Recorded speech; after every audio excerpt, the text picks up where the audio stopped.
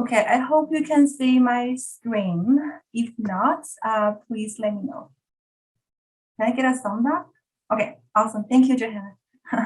Okay, so I think we should kick off the session. It's 2 minutes past 2 o'clock. I hope others will come and join us as we process. Just a very quick announcement at the very beginning that the session will be recorded for educational purpose, and the recording will be posted in a CTL YouTube channel later this week or next week. Please feel free to turn off your web camera if that makes you feel more comfortable in the session. Thank you for your patience. Welcome to the session today. Firstly, I would like to make a land acknowledgement that Queen's University is situated on traditional Anishinaabe and Haudenosaunee territory.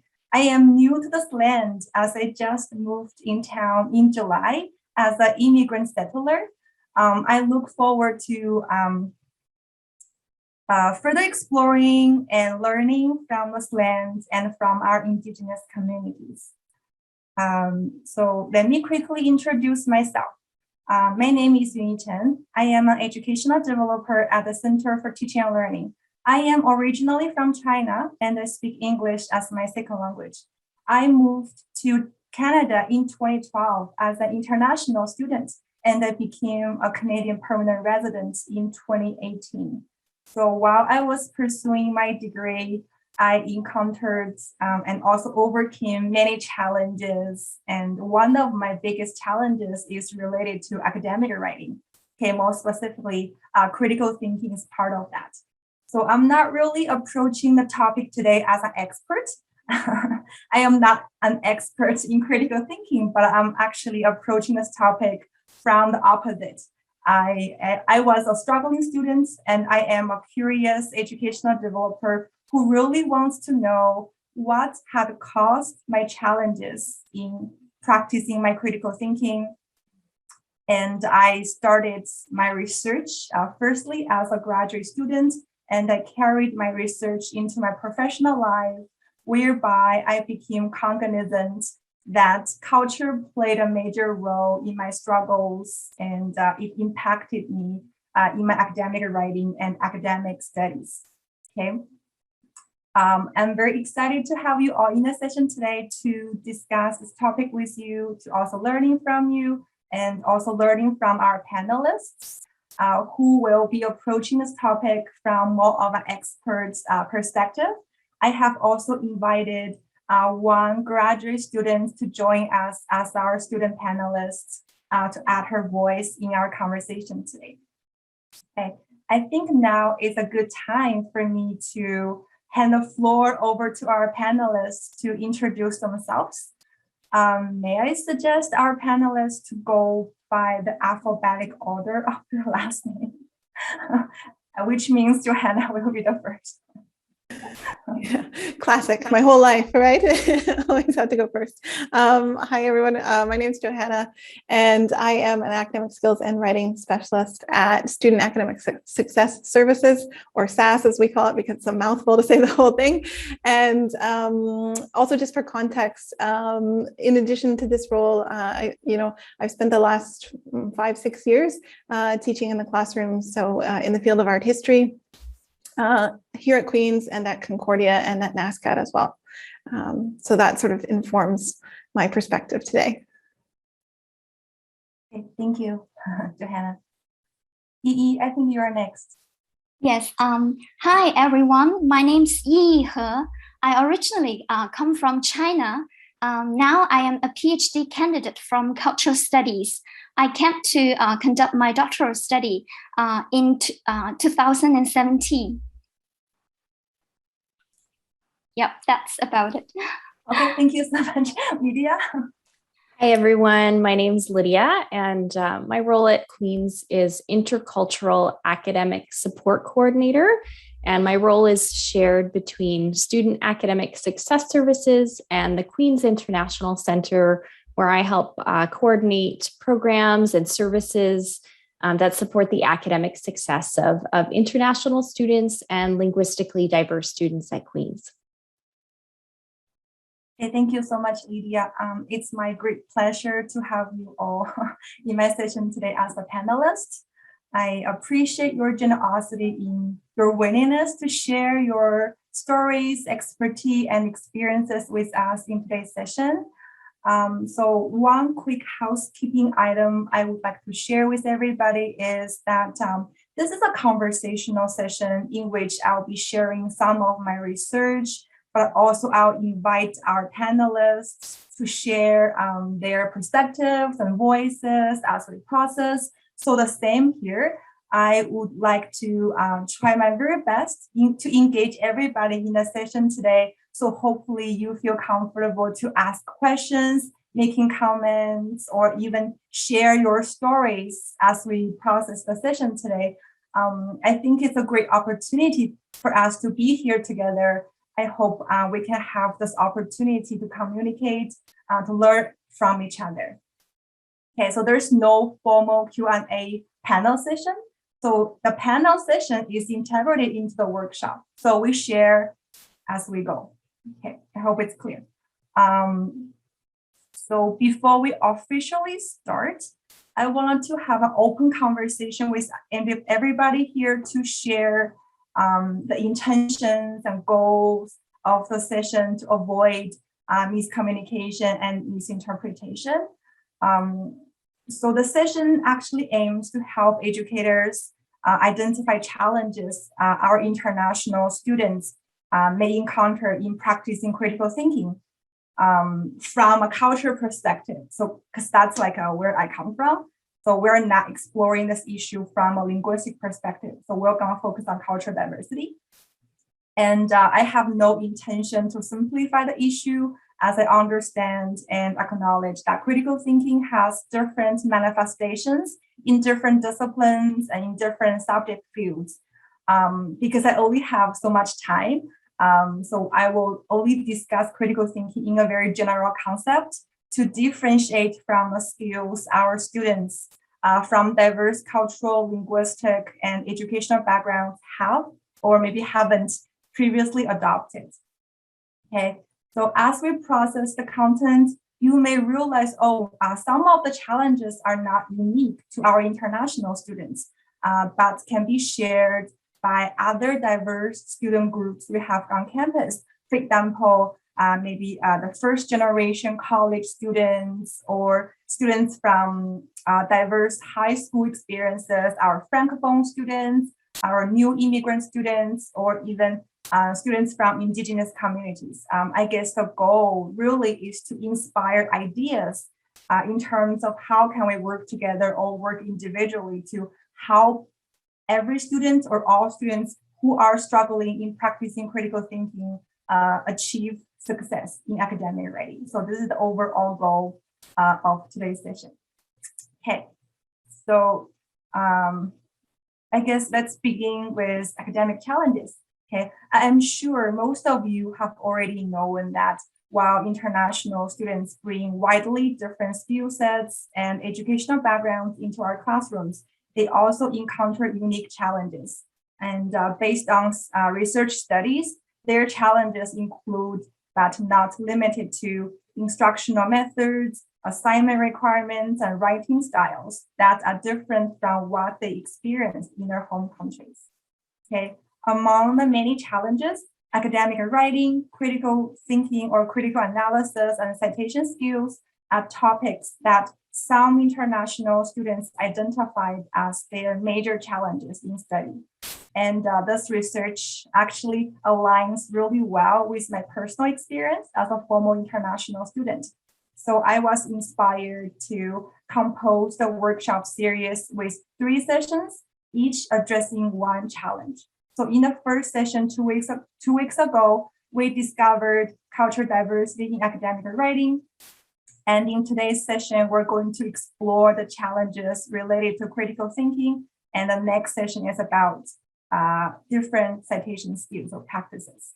Okay, so I believe it's fair for me to say that critical thinking is highly valued at Canadian post-secondary educations, and it underpins the mainstream academic culture at many universities, including our university. Okay, in many disciplines, reading critically, extracting information, using sources to support an argument are considered basic skills for academic writing. Okay.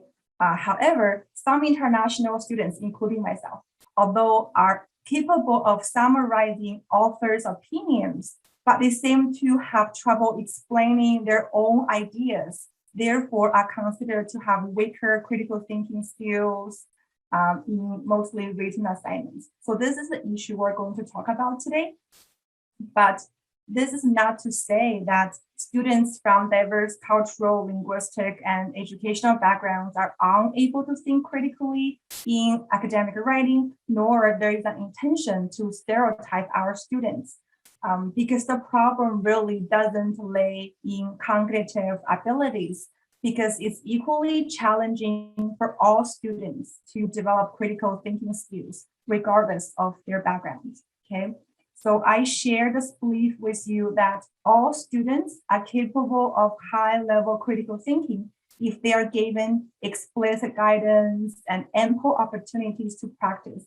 But our goal here is to really look into the challenges from a cultural perspective to understand why they are unable to express themselves, like be critical in their English academic writing. Okay, so here comes the learning outcome session. You can see here I'm doing something quite creative, because usually I will just list a few bullet points saying, oh, okay, we're going to define this together, identify or explore, but I'm trying to let you decide, okay, what might be your best answer to these questions based on the main takeaway you have from our session today.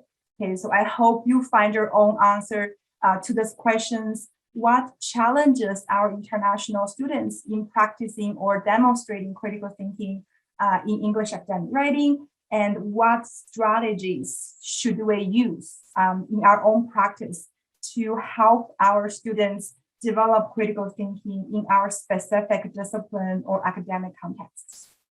Okay, so this is a goal we're going to achieve together, but I hope you walk away with different answers. Okay, before we start exploring these questions, I would like to invite you to brainstorm the first question and record your answer using Mentimeter. My colleague Caitlin already shared the link and code in the chat. If you could please go to www.menti.com. Okay, use your smartphone or use your computer or your tablet. And then when you go to that website, please enter 2622-2133. And then you will be able to post your answers there to this question. Okay, so we have briefly 5 minutes for this activity. Take your time to think about what might be the possible challenges, and let me switch my screen over to the activity. Okay, please feel free to let me know when you have a question. Like I said, I hope we can communicate together in the session today, either through live chat, or if you feel comfortable, I can invite you to communicate verbally. Okay, let me pause and switch my screen over to the activity.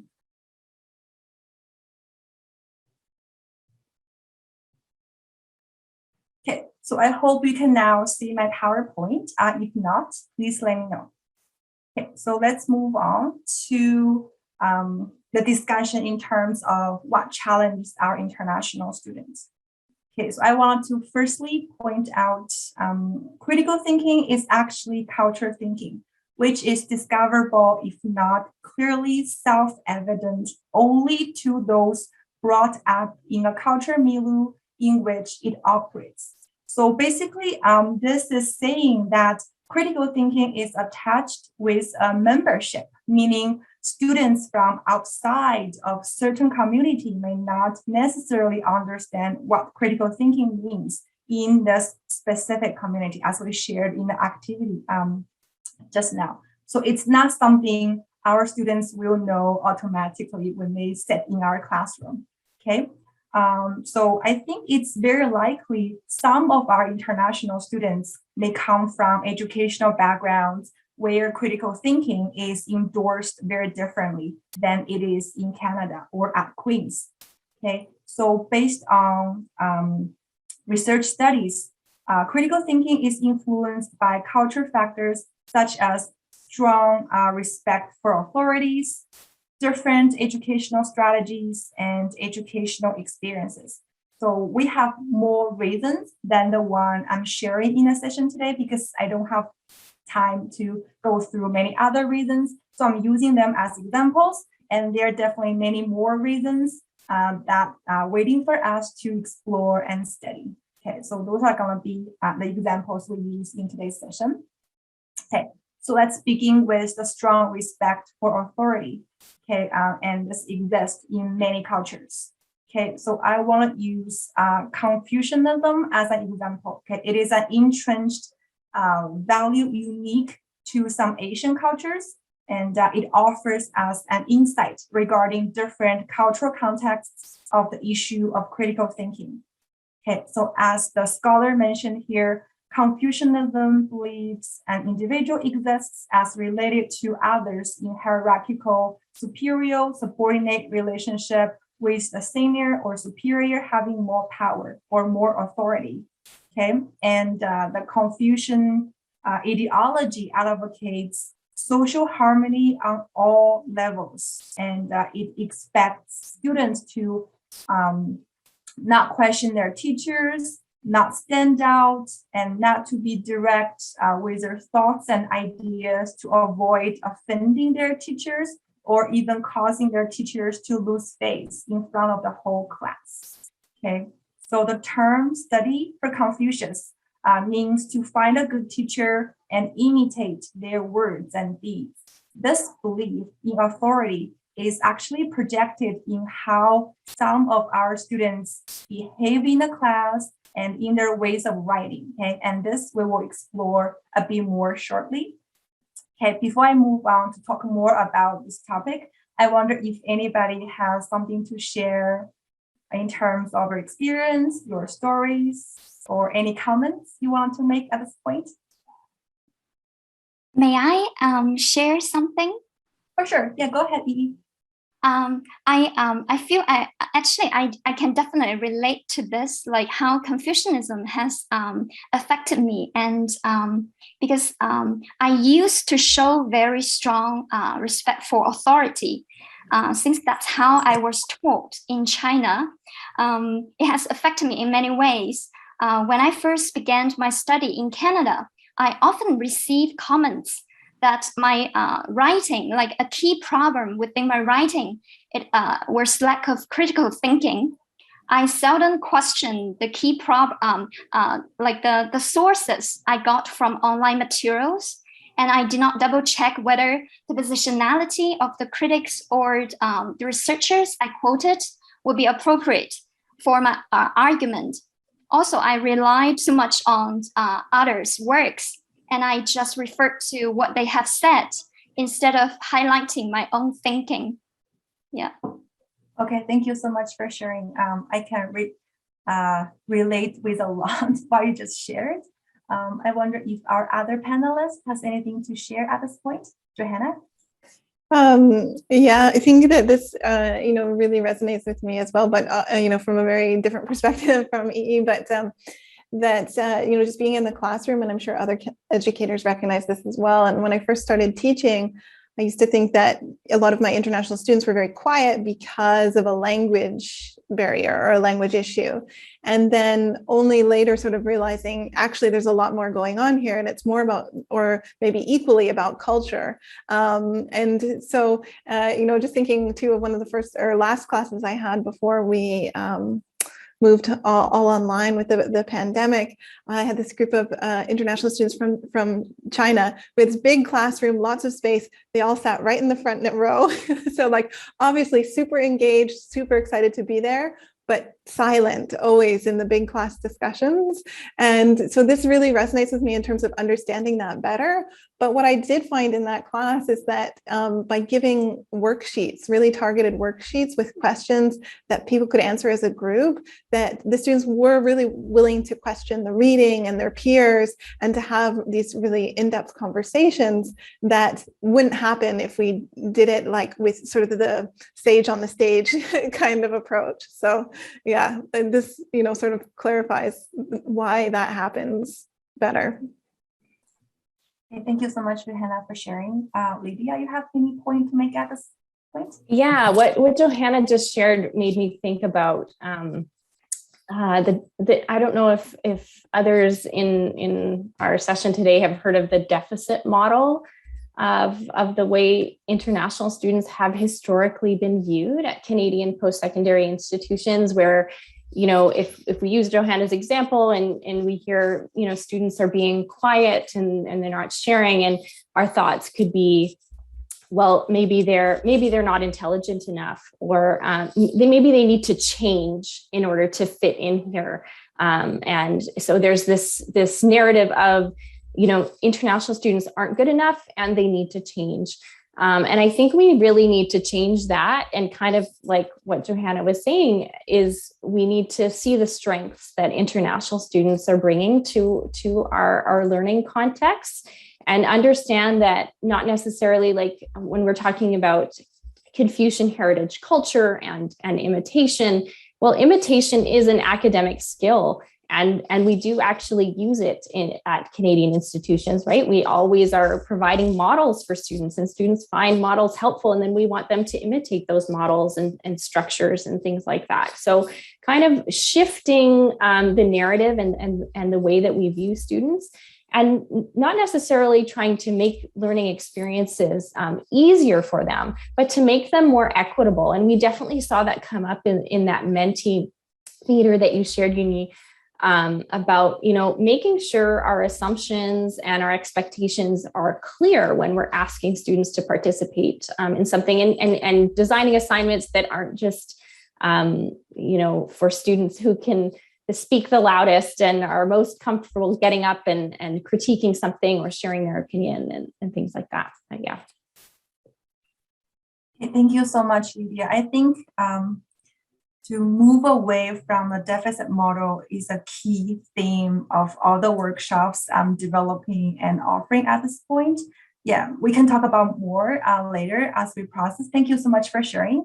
I hope everybody in the session today feels comfortable sharing with us your comments, questions, or opinions. If you don't want to speak up, which is fine, please feel free to use a live chat and share with us. And I hope to learn from you and hear from you as well.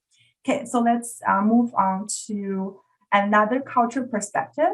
So to move away to just talk about the Confucianism or the Confucius, ideology, there are other different cultural beliefs or cultural systems that kind of, fall under the topic of strong respect for authority. So for example, I've been reading a few journal articles written by Indonesian scholars who mentioned Pancasila is the official, foundational, and also philosophical theory of Indonesia that has been criticized on the grounds it produces students who are obedient and uncritical. Okay, I'm not really familiar with the Indonesian culture.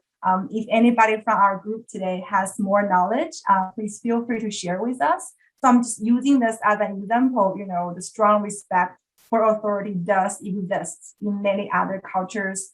And on top of that, the Javanese culture, also centered in Indonesia, is also argued to expect juniors to respect seniors. And as a result, teachers are not expected to be challenged by students in Indonesia. Okay. Sorry, there's a delay of the animation. My screen freezes for a few seconds. Okay, so as I quickly alluded, the strong respect for authority is very apparent in writing practices. Some students often feel uncomfortable developing an argument or criticizing others as they don't want to offend others, especially the ones with more power or who are older than them, and they don't want to break the social harmony. Okay, so I offered two different culture ideologies as examples, and I want to have a quick pause here to see if anybody in our group today has a different culture point you want to share with us in terms of a strong respect for authority, or if you have questions or any comments to make. Oh, I think Hazina. I hope Hi. Okay, hi. Yeah, Tanzina, hi. I can also share my video. I don't know. Okay. Thank you. This is really, really helpful, I would say. And these are the things actually often roam around in my head. And yeah, I'm from Bangladesh. So South Asian culture is very different from this Western form of education. So where I'm from, there actually teachers are kind of worshipped. Like in class, you were not supposed to question or criticize if we say that oppose the ideas that teachers are presenting. So it's kind of combination of two things, because before colonialism in South Asia, education was actually guru oriented. So a guru was assigned to a group of students, and they used to learn the community practices and the lessons mostly connected to religious rituals and all this. And that education was actually replaced by the colonial education. So that culture to respect guru is combined with the form of knowledge that colonialism has imposed on the South Asian people. So the combination of these two things, like respect to the gurus and the superior feeling of the colonial knowledge, which is completely alien to the South Asian people.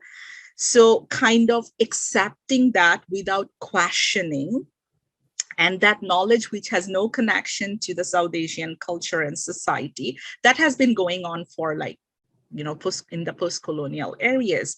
So there actually the question of critical thinking or questioning or opposing the ideas actually are not practiced for these two reasons. One is the orientation to the respect to the gurus and the alien knowledge that has been actually transmitted in the South Asian culture. So yeah, and it's very different. So when I come here and kind of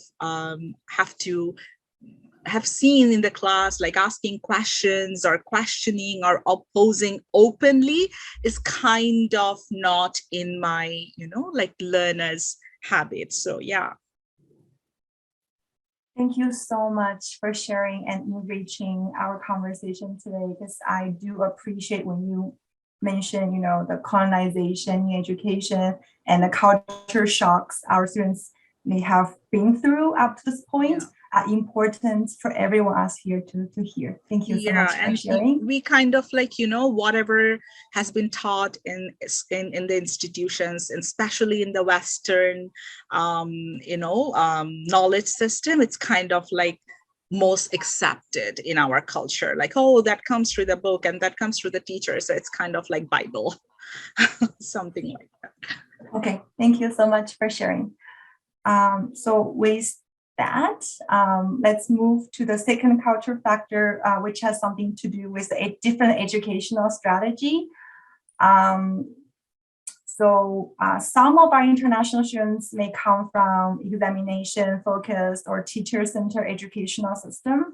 I think I am one of them. My education is intensively based on examination. So we might have already developed academic skills mostly based on rote learning. I am aware that rote learning is highly criticized in the North America, including Canadian academic contexts, as some of you might already know. I've read journals some scholars and educators were claiming that rote learning is useless. They're just purely wrong, which I, of course, disagree. Because I think it's just a one different way of learning, and being different doesn't mean it's wrong. Okay, I think rote learning works well in certain academic contexts, and I don't think our context is totally, rote learning free. We also use rote learning, but the level might be different. Okay, that's my opinion to share with you. Anyways, so if they come from that kind of like a rote learning background, use Chinese students again as an example because I'm Chinese. Okay, so we value, I don't represent all Chinese students, but some of us do value memorization, repetition, and imitation of authoritative texts as legitimate writing strategy. And this is basically or partially because our education is shaped at an early age by memorizing and imitating different characters we use in the first language so as to achieve literacy. Okay, so basically achieving literacy requires rote memorization and imitation of different characters, and it's not enough for us to just learn to write different characters. We also need to follow certain stroke order for every character. Okay, here is one example of a Chinese character and how this Chinese character is supposed to be written in a correct order. Okay, by memorizing the stroke order, we also learn to appreciate the beauty of the character. We also try to understand more of the profound meaning underneath the characters. Okay, so just in case you are wondering, this character means love, a very beautiful word. So we can see it's easy for us to spell L-O-V-E in English, but in other languages, one easy word may compose a much more complicated character or in different ways of writing. Okay, so I guess in a very general concept, in Chinese and many other educational systems, memorization, repetition, and imitation are considered good strategy. They are like a useful exercise for the brain. Okay, when our students adopted those strategies at an early age, they will always try to use the strategies in their learning across diverse disciplinary fields, and even when they moved over to a new academic context, they will still go back to use the strategy they've already developed. Okay, so I think it might be very possible how our students write or produce texts is deeply inherent in the educational strategy they have already adopted. For students who come from a different backgrounds, cultural, linguistic, educational backgrounds, the expectation of practicing critical thinking might not be something they're already familiar with. Okay, so I shared another viewpoint. I wonder if anybody from the group has anything to share, your comments, experience, or if you have a questions to really communicate with our panelists or with each other. Can I say something? Sure, of course. Okay. My kid finished grade 1 in China and came here, and I found that why Chinese value so much about memorization, because there is no direct link between the sound system and the written system, such as this word. When you pronounce this word and you cannot write it, and if it is an English word, when she can pronounce it and she can use the rules of pronunciation and try to write it. So I think that is the reason. That is one reason that why Chinese value so much about memorization, because even if you can speak it, you cannot write it correctly. Okay. Thank you so much, Sasha, for sharing. Yes, we do have different systems for writing and, for the pronunciation. It's a very complicated, issue. I'm not going to go any in depth, but thank you for sharing that with us. I wonder if anybody in our group today has something to share at this point, or you can feel free to wait until later. Yiyi, you have something to share? Please go ahead. Yes, actually, I think this is a very interesting example because I also was taught to write Chinese characters in certain order. And if I write it like in the wrong order, I will be corrected immediately. So, so according to my own learning experience in China, I feel like most of the time I was told to follow certain standard or format if I want to achieve good results. Especially in school. So most teachers, they kind of expect a correct answer for our students. And it seems that only one answer it is supposed to be correct.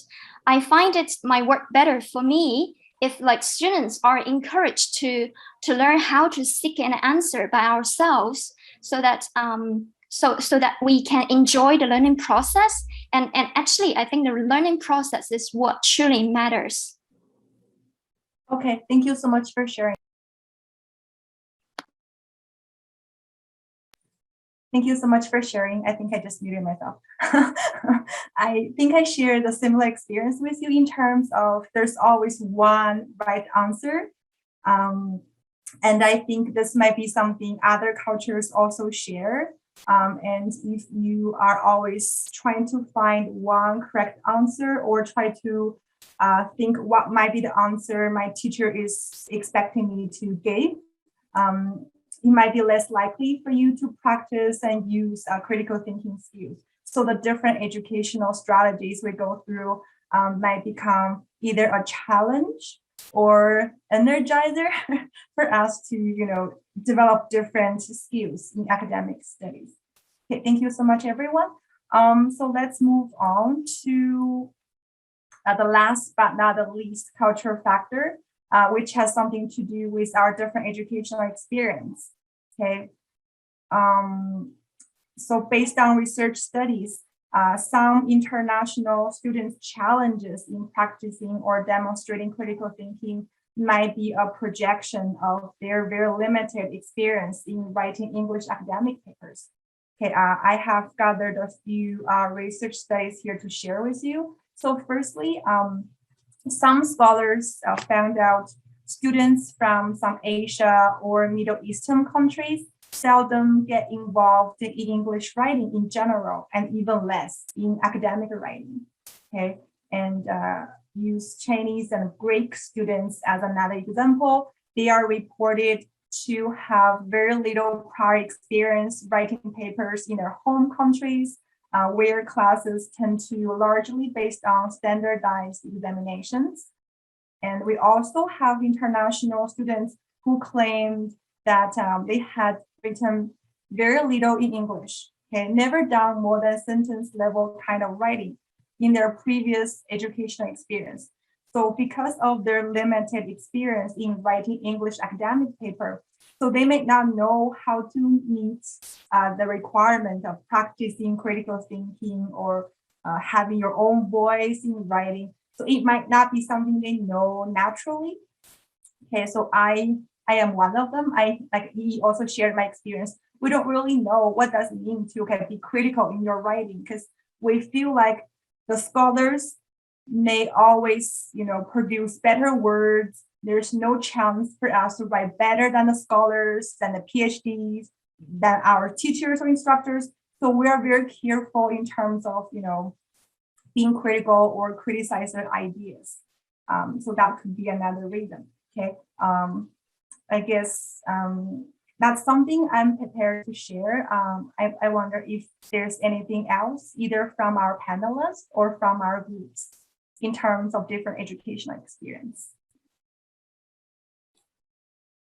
Yeah, I think a lot of what's been shared so far, and some of the examples Yiyi and Tenzin were sharing is thinking about academic culture shock. So anytime we go into a new cultural context, right, we experience some kind of culture shock, but in an academic context, we experience academic culture shock. And I think if we want to be better educators, we need to become more reflective about the learning context that we've participated in, what the assumptions are, what the expectations are, in order to better unpack that for the students who are in our classrooms. And I just wanted to quickly share two things.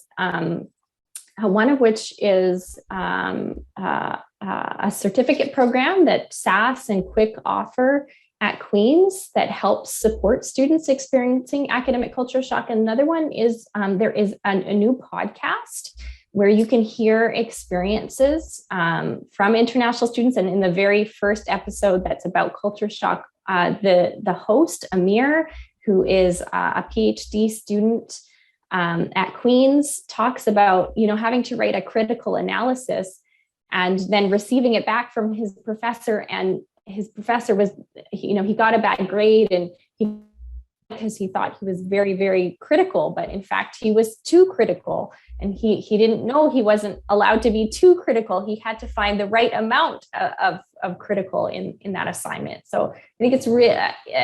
I think that's come up a few times, assumptions and expectations and how important it is to reflect on those and unpack them for our communities and our classrooms. Yeah, thank you so much, Lydia, because I met Amir for the podcast. So we share, I am always the one who's indirect. We also share with me he's too direct sometimes in his communication. Yeah, it's a fun conversation we have. Tazina, you have another point to share with us? Yeah, thank you. So it's it's not only the cultural differences. I think there is another issue I'm telling from my own experience that actually I have been learning English since I was in elementary school. So it's not that I was not exposed to that language at my early stage of life. I have been writing in English and we had English as a subject. I studied English literature and languages in university. And when I came here to study, so maybe understanding or comprehending was not my biggest problem, but I really struggled. I think academic English is something very different from, the normal English or regular English that we write or communicate. So it's very different and I'm still learning and I'm still struggling. I finished writing my dissertation and every day when I write one sentence and I struggle with whether it's critical enough or whether it's academic enough. And, using that specific word, using that, the length of the sentence, that specific syntactical structure, I cannot use this word and I need to use that word and that context, that expression, uses of those adverbs. I think this is something, what I have experienced, I don't know, this academic writing structure is very rigid. And I'm glad that this conversation is happening, but I'm wondering what's the expectance level among the professors and the universities, these cultural differences and the struggles, I studied English languages. I wrote papers in English. I taught English to my students, and I'm struggling like hell to write my dissertation in English because that academic English and that specific expectation from the teachers. And when you send, and maybe your dissertation you will be done with your PhD. And if you go and publish in this Western world and send a paper, nobody's going to accept your paper because you haven't written that academic English. So that cultural acceptance, that differences, that struggles that these students have, even though they are good at English, but writing that academic language and knowing that rigid and fixed structure, I don't know how much is it possible for a student for like me, for whom English is a second language, or I don't know whether it's relevant, but I just expressed my experiences and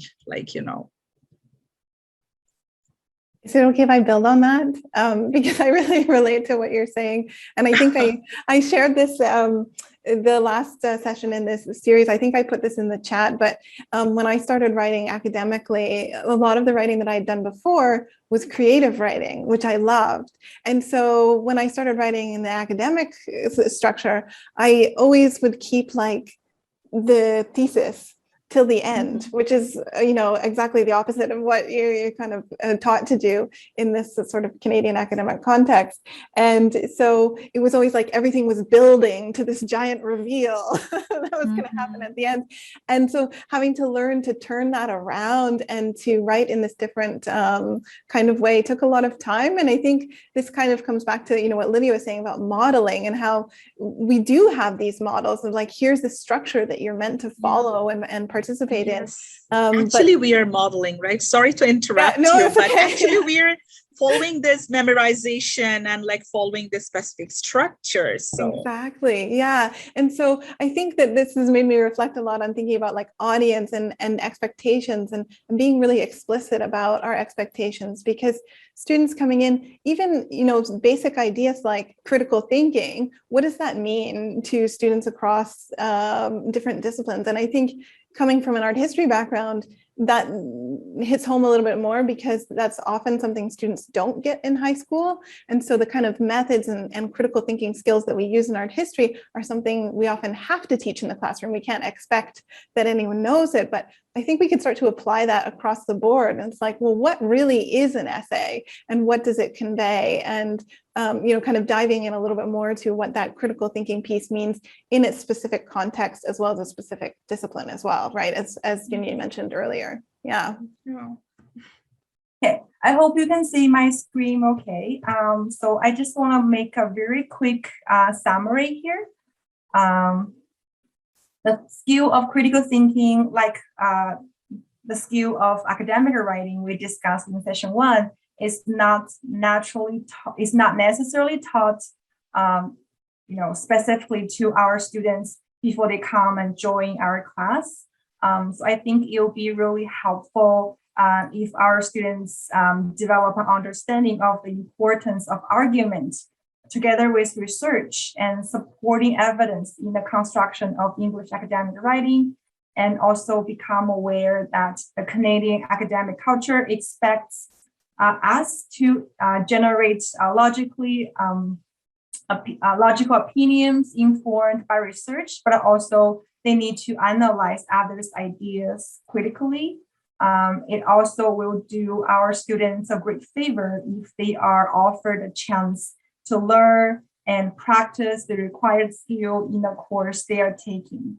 Okay, so now we're having like the initial conversation. I know we're kind of wondering what's the boundary, what's the flexibility we may have in terms of, how can we help our students, how flexible can we be in terms of alternatives in written assignments? Do we allow them to maybe use a poster, or do we allow them to maybe draw like a concept map in terms of everybody does the same assignment? I don't have an answer at this point, unfortunately, because it also depends on the different faculty, different departments, like their vision and their willingness to, I'm not going to say accommodate, to acknowledge and also respond effectively to the cultural diversity we have in our student groups. I guess it's part of my job to hopefully push for a change on our campus, to deliver the voice to as many people as I can. So I highly appreciate that you are in my conversation today, and hopefully we're going to continue this conversation. This is not the end of it, okay? So before we move on to talk about possible strategies, okay? I had a pre-meeting with Yiyi, our student panelist. She has a great point in terms of our arguments. So Yiyi, do you want to probably share with our audience about your point in terms of arguments? Yes. Actually, previously, I kind of criticized a bit the Chinese pedagogy earlier, and as it's some of my lived experience, but I do not intend to abandon the Chinese way of education entirely. I also find Western thinking challenging sometimes. For instance, Professor Liang from Geography Department once shared his opinion of critical thinking in both Sino and Western contexts with me. He thinks that the core of critical thinking actually lies in approaching the truth, the virtue, the ultimate virtue, as best as possible, rather than arguing for arguing's sake. Actually, in China, both ways are pronounced as 变, but they are two very different Chinese characters and mean very different things. So I think Chinese way of arguing may appear indirect and subtle, while the Western way is more straightforward and combative. When Professor Liang addressed this, he used the classroom discussion as an example. As in the West, students are mostly encouraged to participate actively in class because they have to earn credits from that. So sometimes Professor Liang said he finds students may just try to make an argument when they actually do not have much to say about it. Overall, I think the major point is that in specific contexts, actually both Western and Chinese way of teaching and learning could be lacking critical thinking. And the key lies not in the format of education, but in whether the method we adopt actually helps with our discussion, our understanding, and facilitates our approaching the truth or the virtue. So I think that's major, his idea of critical thinking in both contexts. And I find it super interesting, and I want to share with all of you here. Thank you. Yeah, thank you so much for sharing. I wonder if anybody in our group today has a comment. We kind of like finished the 3 examples in terms of how cultural diversity may impact us in terms of practicing or demonstrating critical thinking. I wonder if anybody has something to share or have any thoughts or questions. Our panelists, if you have anything to share, please feel free to go ahead. I'm going to check in the chat, or if you feel comfortable, I can definitely invite you to share with us verbally. Because I realize what we're talking today barely scratched the surface of the more complicated issue in terms of cultural diversity, culturally responsive pedagogy. But I'm glad that we're here and having this conversation, and I hope we all walk away with our own answers to these 2 questions or even beyond. Okay. So I guess I will go ahead and share a video clip. So 2 international students who studied in the US is going to share with us their challenges in terms of practicing critical thinking. I'm not saying the US and Canada are the same or anything. I think we share a similar enough academic context, so we can all benefit hearing from their voices as well. Okay, so culture is never the only reason why we're struggling, but it does play a big role in how we process and how we learn, how we study.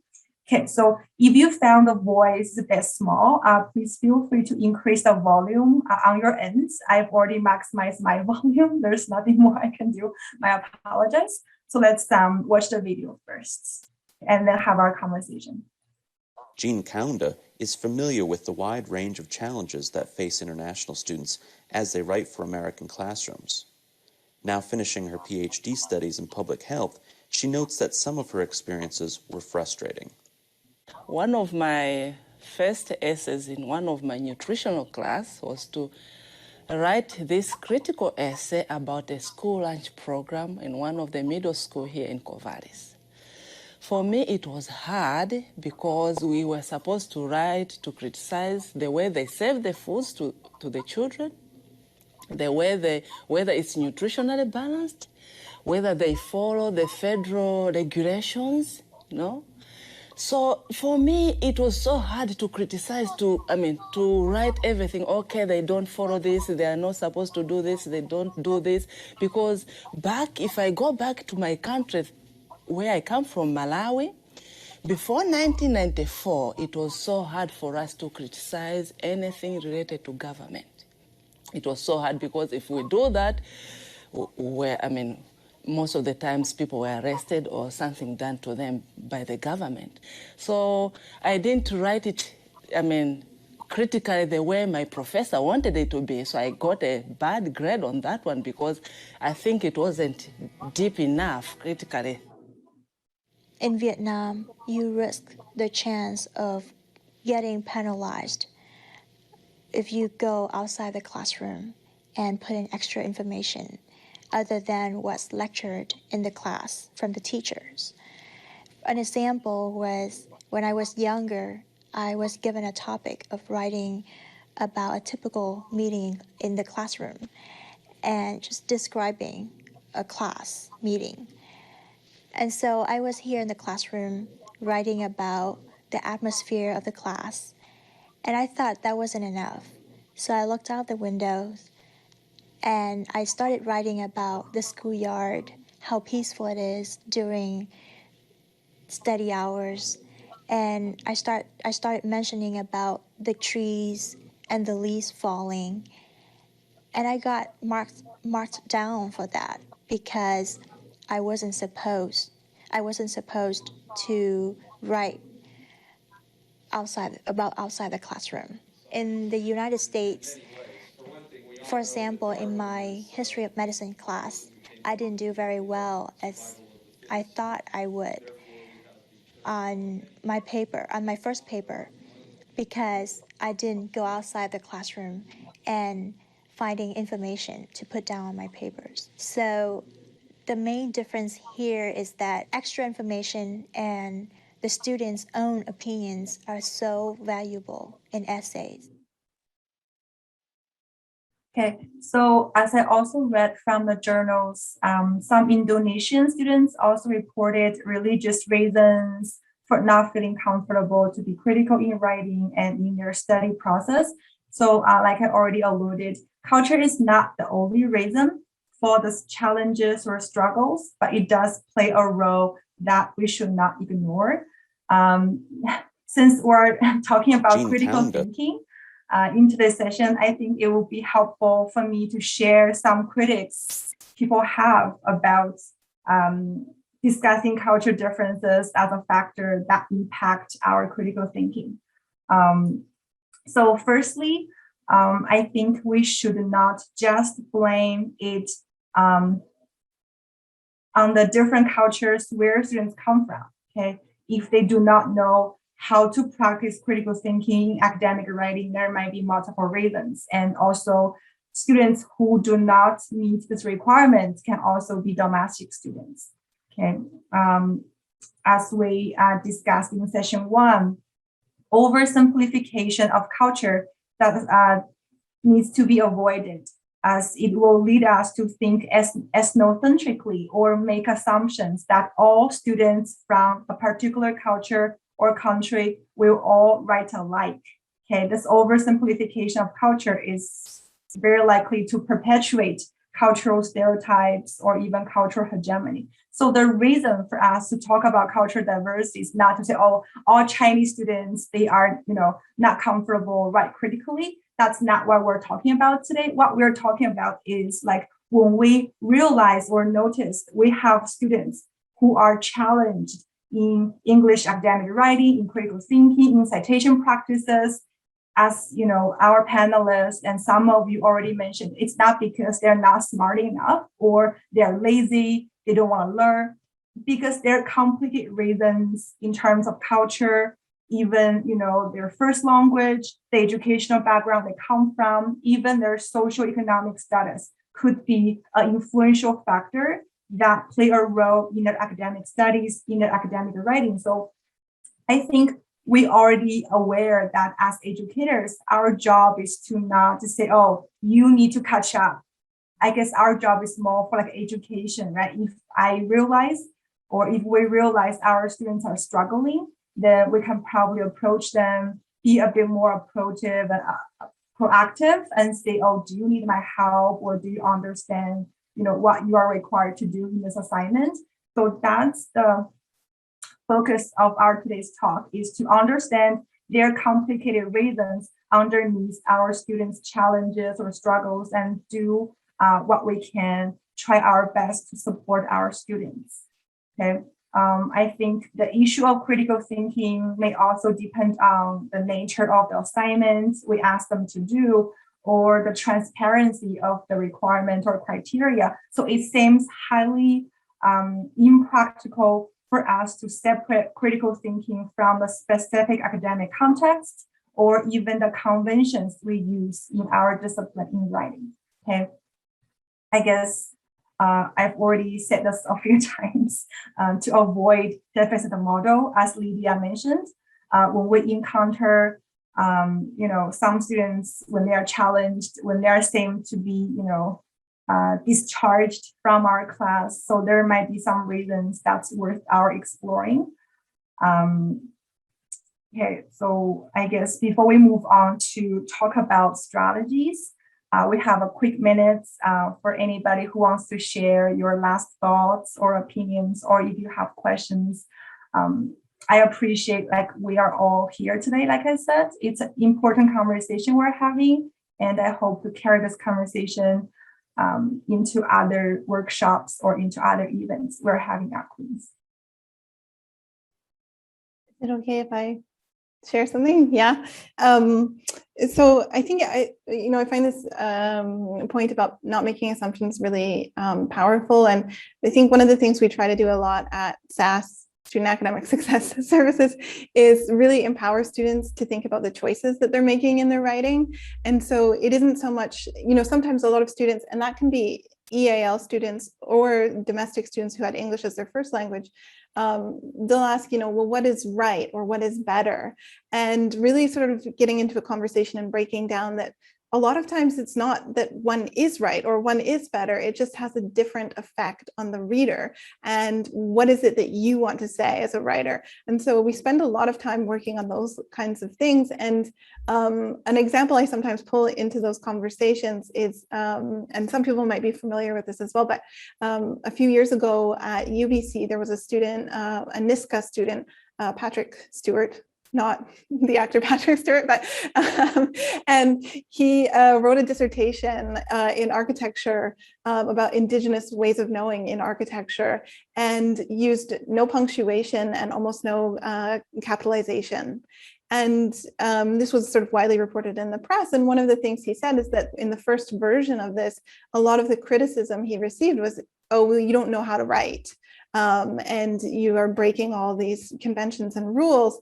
And his response is sort of, I know what those are and I know how to use them, but for him it was much more powerful. And he even described the writing as a kind of grammatical resistance to English academic culture that actually fit the topic of the dissertation and, is part of the entire structure of the piece. And so thinking about those kinds of things with students about how choice can be really powerful, so that, yes, we know the conventions, but then when we break them, it has this extra resonance that is, just wonderful to kind of see someone run with that in their writing. Yeah.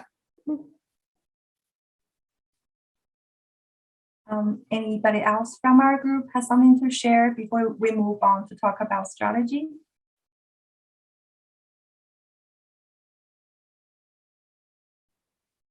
Okay, I guess that's a no, which is fine. So what we're gonna do is to start having group discussions in terms of the second question. What strategies would we want to try or implement in practice to help students develop practical thinking in our own specific discipline? So what I will do is I'll get help from my colleague Caitlin to share a link in the chat. So this link will take you to a document. So I put together a few strategies for your reference. So what I hope you could do is to discuss within a small group to identify one strategy at least you would like to try in your own practice, or one strategy you want to suggest our instructor to try if you feel comfortable having a conversation. So my colleague Caitlin will put you in breakout sessions, and let's have a 10-minute discussion and come back at 3:22 or 21-ish. And then our panelists will be introducing some best strategies and introduce some services you can refer students to go to get more help in their academic writing and critical thinking. So Caitlin, whenever you feel ready, please put us in breakout session. Thank you so much. Yeah, make sure you access the file and then go to the breakout session. Okay, welcome back. I know it feels short, and I hope you had a wonderful conversation within your group.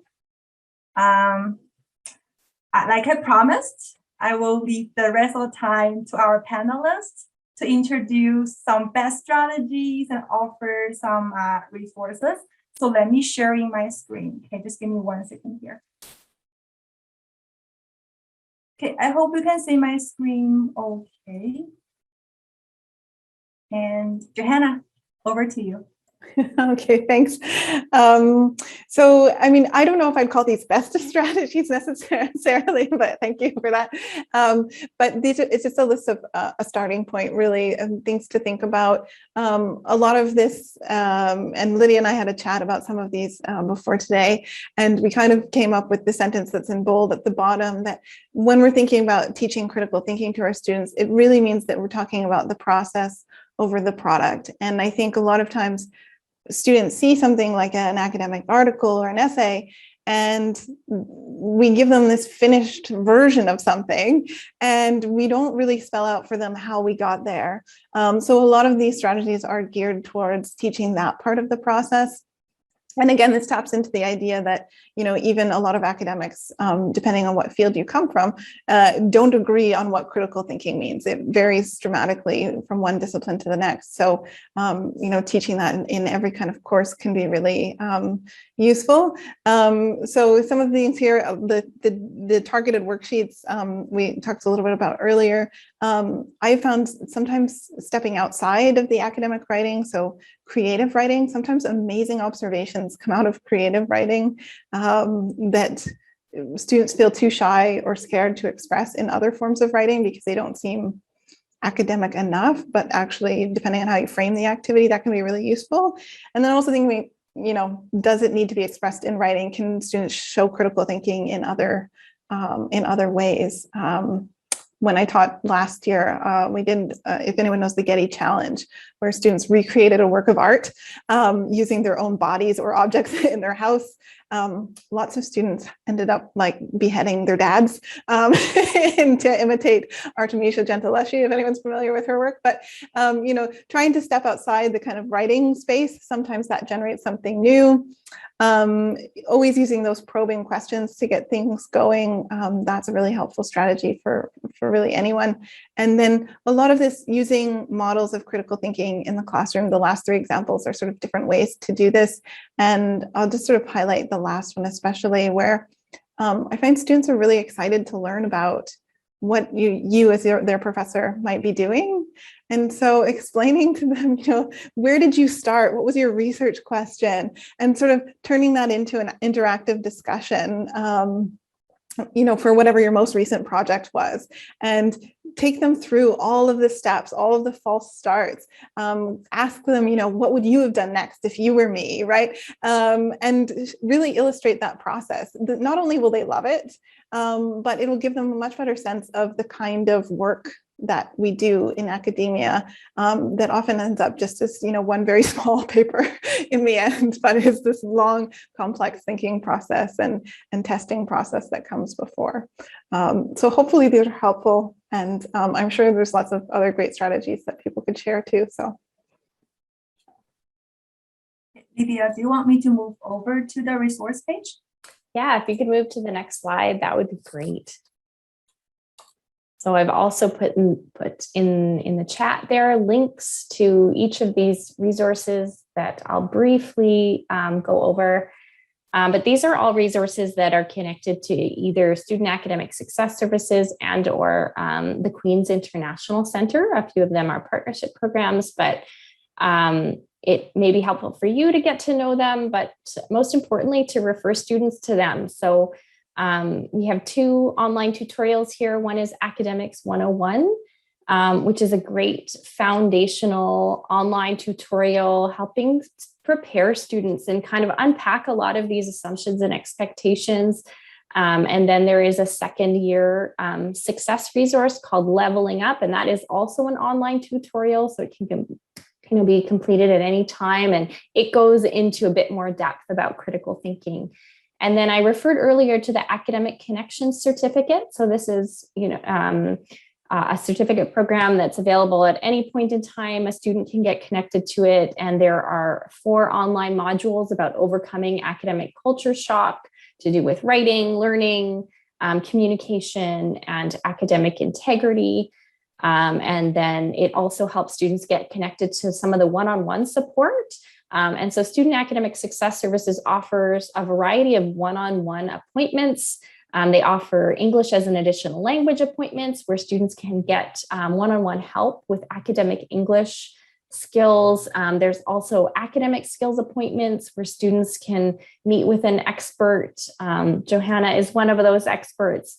And they can help students with a variety of things that can also support them in trying to figure out academic expectations, and perhaps if they're new to like the independent learning expectations in an environment like Queen's. There's also writing specialist appointments and peer appointments where students can meet with, if they're an undergraduate student, they can meet with upper level students or grad students to provide them support. And then I also mentioned earlier our podcast, International Voices at Queen's, and Yunyi is one of the international members at Queen's who's interviewed on this podcast. In total, there'll be 7 episodes released this fall about things like culture shock and academic culture shock and how diversity is a strength, about accented English. So there's lots of interesting topics, and it's all student voices. So I think it's a really helpful resource for students, but also for educators and staff members trying to better understand the international student experience. So if you're interested or have any questions about any of those resources, please connect with me. I'd be happy to speak more with anyone about those resources, or if there are resources that you have ideas for that aren't available through Student Academic Success Services to support international students, I'd love to hear about that as well. So thank you so much, everyone, for joining this conversation. I'll pass it back over to you, Yunyi. Okay, thank you so much, Lydia and Johanna. And it's now 3:30. It's the end of our session today. So you will be getting my PowerPoint. So you will have my email, you will have email to Lydia and Johanna. Please feel free to reach out to us if you want to continue this conversation. Please be my ally to help us be more, supportive to cultural diversity, to help us develop all-inclusive environment at Queen's. And I also hope to see you in a 3rd session in terms of academic integrity in terms of citation practices. Let's carry this conversation forward. Thank you so much, everyone, for joining us today. I wish you a good afternoon. It's a lovely weather out there. Make sure you go outside for a walk, and let's chat later. Thank you so much. Okay, bye for now. Okay, bye.